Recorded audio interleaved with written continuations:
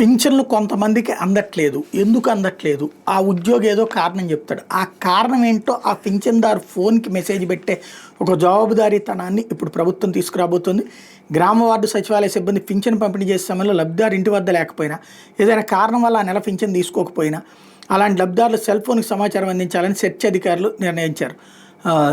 SERP అధికారులు ఇందుకు లబ్ధిదారు లేదా వాళ్ళ కుటుంబ సభ్యుల సెల్ ఫోన్ నెంబర్ని సేకరించబోతున్నారు. ప్రతి నెల 1-2 తేదీల్లో గ్రామ వార్డు సచివాలయ సిబ్బంది ద్వారా ఇంటింటికి ప్రభుత్వం పింఛన్లు పంపిణీ చేస్తుంది. ఇంటింటికి అసలు చేయట్లేదు, అది నాటకం, అబద్ధం చెప్తున్నారు.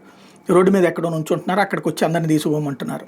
పింఛన్ పంపిణీకి సిబ్బంది వెళ్ళినప్పుడు కొన్ని సందర్భాల్లో లబ్ధిదారు ఇంటి వద్ద అందుబాటులో ఉండలేదు. ఇలాంటి వాళ్ళకి మరో వెసులుబాటు కల్పించి 1వ తేదీన లబ్ధిదారు అందుబాటులో లేకపోతే మరుసటి నెల వరకు వాళ్ళు ఆగకుండా 2వ తేదీ మధ్యాహ్నం 2 నుంచి 5 గంటల మధ్య సచివాలయానికి వెళ్ళి తీసుకునే అవకాశం ఇచ్చింది. ఇదేం కర్మ, ఇదివరకు 7 రోజుల పాటు వాళ్ళు తీసుకెళ్ళి ఇచ్చేవాళ్ళు.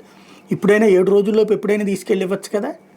అట్లా ఇవ్వకుండా వచ్చి సచివాలయం దగ్గరికి తీసుకెళ్ళాలి. నోటి దగ్గరకు వచ్చినటువంటి ముద్ద ఇదివరకు వాలంటీర్ వారం రోజుల్లోపు ఏదో ఒక రోజు వచ్చి అవసరమైతే వేరే ఊళ్ళో ఉన్న తీసుకెళ్ళి ఇచ్చిన సందర్భాలు ఉన్నాయి. ఇప్పుడు 1వ రోజునే తీసుకోవాలా, లేకపోతే కనుక 2వ తారీఖునికి సచివాలయం దగ్గరికి తీసుకెళ్ళాలి, లేకపోతే అసలు లేనట్టే అనమాట. ఇదే కాబట్టి దానికి కారణం వీళ్ళు చెప్తారు.